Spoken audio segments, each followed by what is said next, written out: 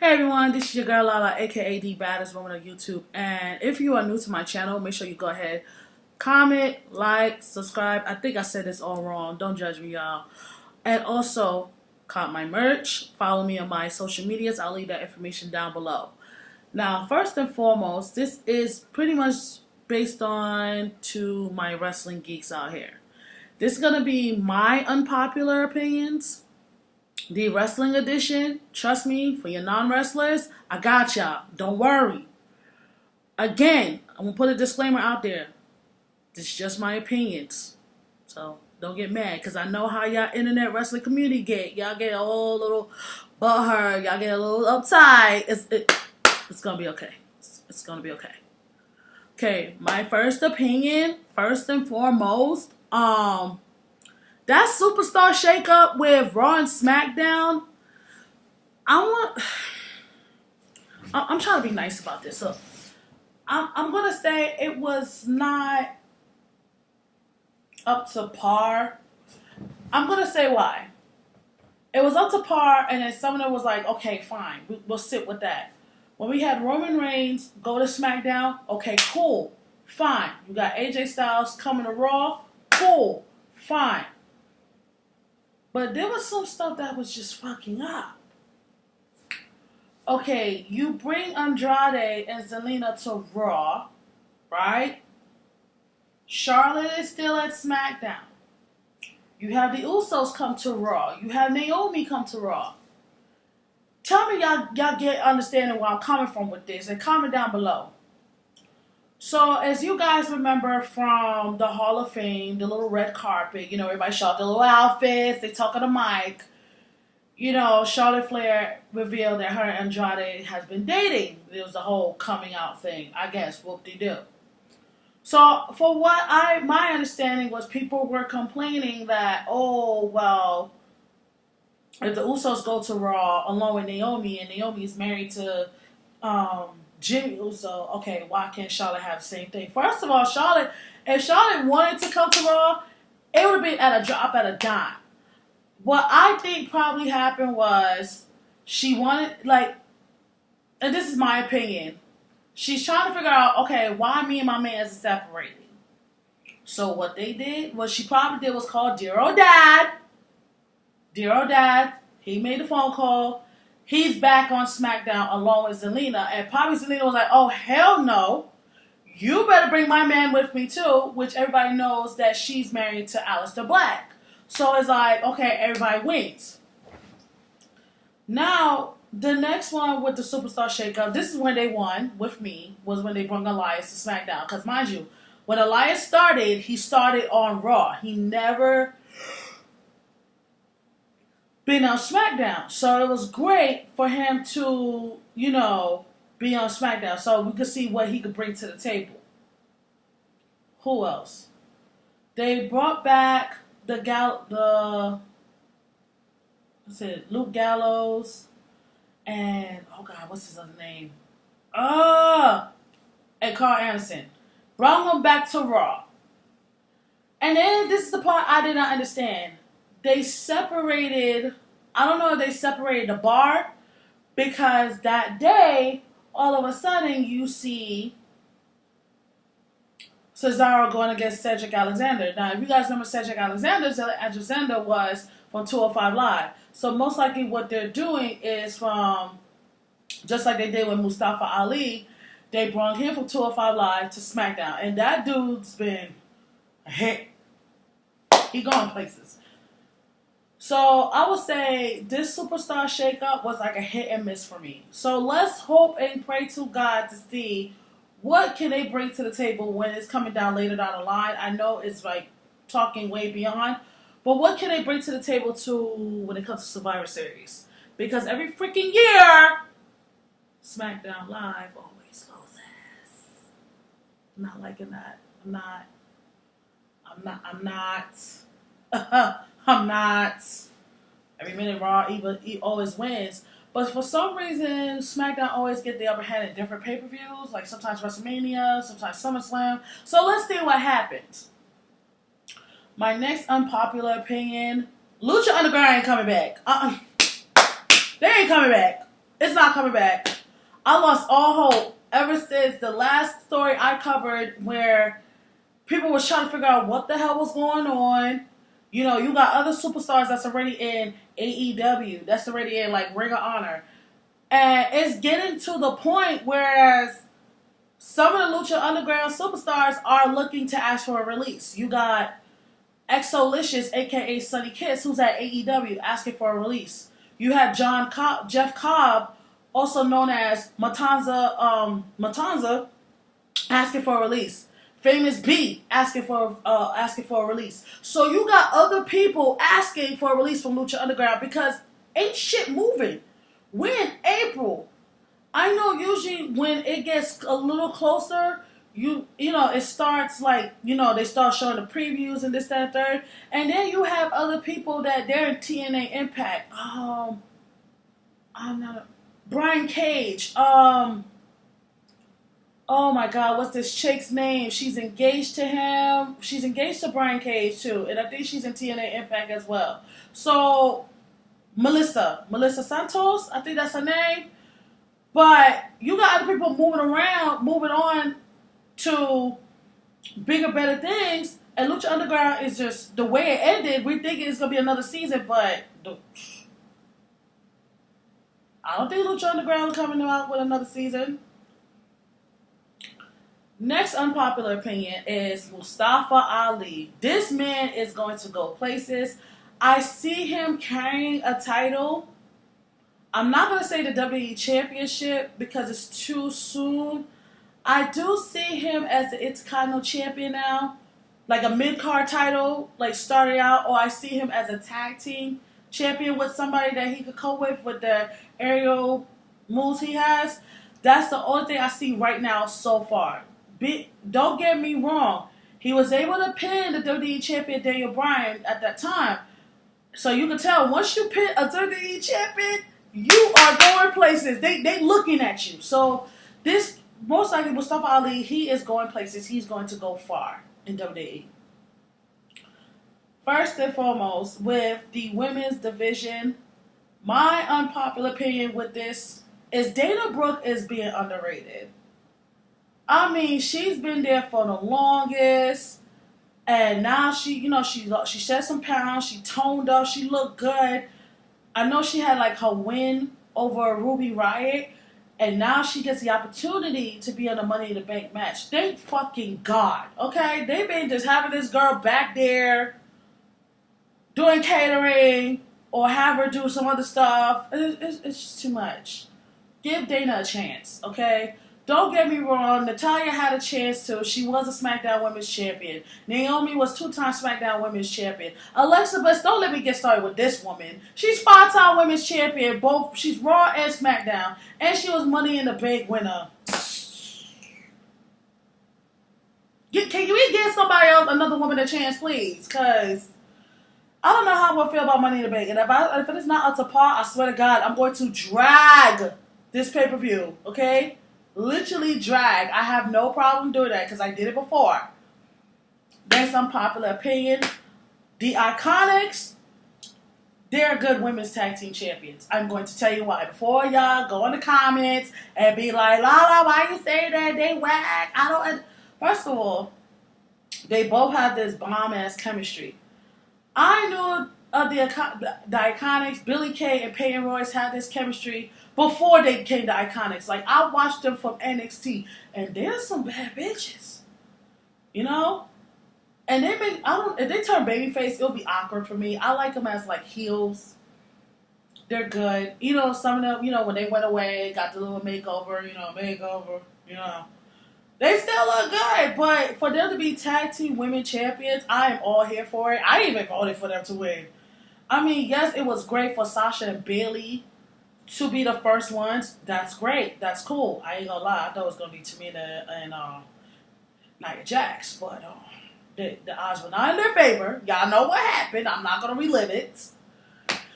So most likely, more power to the Iconics. I think they make great tag team women's champions, and I know they got a lot of work to do because they gotta go to Raw, they gotta go to SmackDown, and damn sure they gotta go to NXT. Sasha Banks needs to work. I'm going to say what I mean she needs to work. I know she is in her feelings because of the fact that, you know, she lost she lost the tag team women's titles. Sweetheart, you're not the only one that held the title. Your girl Bailey did.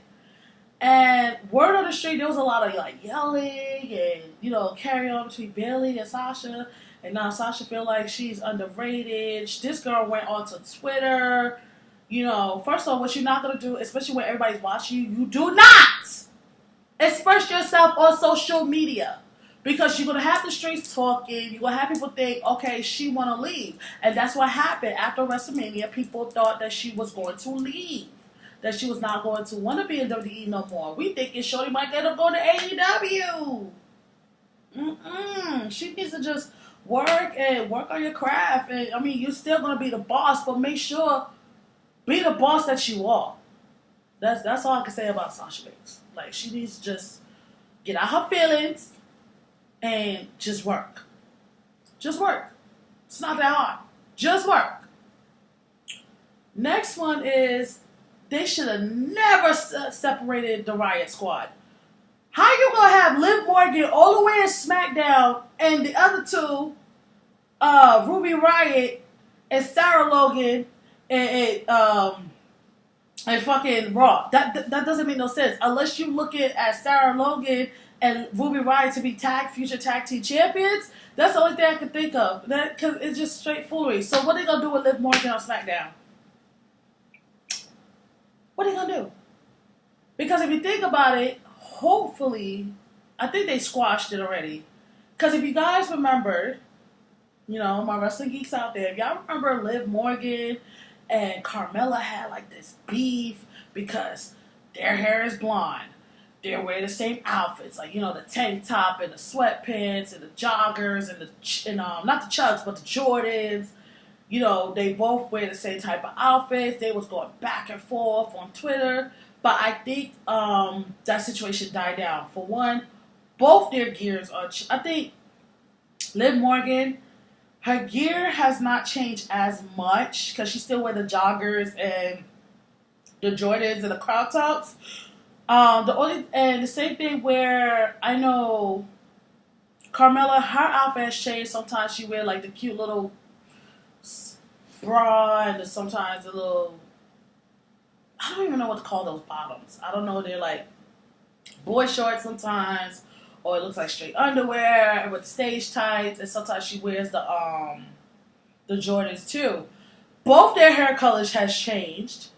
Okay, Liv Morgan hair is like cotton candy pink.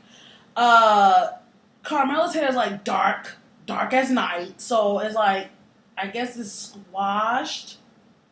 Thank God. Total Divas needs to hurry up and come back. And word on the street, there's Carmella's supposed to be coming back, and so is Liv Morgan supposed to be on it too. So I want to see how this shit goes, especially when them two are going to be on the same show. I wonder if they're going to sit down and talk it out. I'm just saying. Are they going to talk it out? Wonder why they was beefing about... You see, that's the problem with us females. We beef over the dumbest shit. Oh, she wearing the same style, the same hair color. No. Kane needs to fully retire. I'm going to say this again. Kane needs to fully retire. Hang it up. Okay? No. Here's why. And I know y'all gonna be like, well, how can you say that about Kane, where the Undertaker, he'd be there? No, the Undertaker, he shows up prior to once or twice in a blue moon. That's it. Kane showed up numerous of times than the Undertaker, so y'all can't drag me for this either. But one of the street is he's not hanging up his mask yet, but I'm like, bro, aren't you a mayor? How does that work? You're a mayor. No! Hang it up. Please hang it up. Then you have another unpopular opinion of mine is Kofi Kingston needs to stay champion for a good 6 months. Not like 2, 3 months. Whereas he lose that title to Kevin Owens. Because if you guys saw what happened last week, Kevin Owens played him to the left. So he's coming for that title. Drew McIntyre needs to hurry up and get a Universal title. Because this shit getting on my nerves. They've been burying this man. I don't say burying him, but it's like it's enough opportunities that's been coming to his face, and it gets wiped off. He needs to get the Universal title. He is very worthy of that title. He, pretty much he cleaned up. He's not the same Drew McIntyre that WWE had before. Now this man, this man is a whole new man. He's hungrier. He's bigger. He has darker hair, got a facial beard going on. He earns that Universal title. I mean, it's going to suck for Seth Rollins to get cashed on, and Seth Rollins should know how it feels to be. He's gonna know how it feels to be cashed on because he did the cashing on to somebody else. Roman Reigns and Brock Lesnar, and it into the next day. But we're gonna leave that alone. Okay, but Drew McIntyre should need that push to get a Universal title. He already got a tag team title. He was an NXT champion. And he was an Intercontinental champion. So that makes that man a Triple Crown champion, if you think about it. Triple Crown. Triple Crown. And next unpopular opinion is, first and foremost, I'm trying to say this without being confused. Because I'm here for it, but I'm kind of not because I'm still confused. So, Paige working with Asuka and Kairi Sane.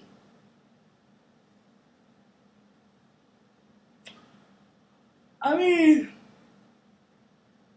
don't get me wrong, Paige is fucking talented. It sucks that she don't wrestle no more because of her serious injury. But Asuka and Kairi Sane. I mean, are they going to be next in line to be the women's tag team champions? If so, they need to push. Mandy Rose and Sonya Deville can work together, and also they can work off separate. You got Sonya Deville. She's the first, I would say, LGBT female to be in WWE. And whereas Mandy Rose, she's a fitness model. She's like pretty much a miniature Trish Stratus. Because Trish Stratus thought she was a fitness model, this, that, and third. But she has that drive. She still can wrestle. I don't care what nobody says. Before, when I saw Mandy Rose, yes, she she was a little trash, but she worked her way up. She's good. And they both have the looks. I cannot steer none of them wrong because, let me tell you something. The time when I saw Sonya Deville on that red carpet for the Hall of Fame, I was like, damn, that's a bad bitch. Even the year before that, she looked good. Mandy Rose, she could stand on her own. Sonya Deville, she could stand on her own as well. So, with them being separate, they're better off solo. They could be better off solo. But right now, when it's like the women's evolution, when it comes to tag team now, they make a bomb-ass tag team. It's just like, we gotta hurry up and push these two so they can snatch these titles. I'm just saying. Snatch these titles. Shit! Next in line, Lacey Evans. My thing about Lacey Evans is she is better off on Raw because it looks like she has that. She gives me that look like, yes, she's a lady, but she'll bust your ass. But she reminds me of like some of the females from back then, like in the aggression era. Not the attitude era, the aggression era. Like they come down there with class, but they still fuck you up. And she looks like she has that face for Raw. SmackDown, it would have been she would have been like a big fish in a small pond. So she's better off in Raw. Charlotte, she is too overhyped. I'm sorry. She's too overhyped, and she's too overrated. It's like, this girl's already like the first female Grand Slam champion, so what the hell y'all want to do with her now? The only people that is going to be next in line to be the Grand Slam champion will be, let me see, Sasha and Bailey, because both Sasha and Bailey were the Raw. No, let me see. They were both Raw Women's Champion. They were both NXT Women's Champion, and now they were Tag Team Champions. So one more title to their names, which both would be SmackDown. They'll both end up being the next in line for the Grand Slam champion. Hopefully they don't bury Bailey and Sasha get out her goddamn feelings. Hell, they need to bring freaking Sasha to SmackDown. Don't keep her on Raw. Put her on SmackDown and see what happens. Because there you go. SmackDown Live is known as the land of opportunity. Just saying. Just saying. Just saying. Hold on. Did my shit just cut off?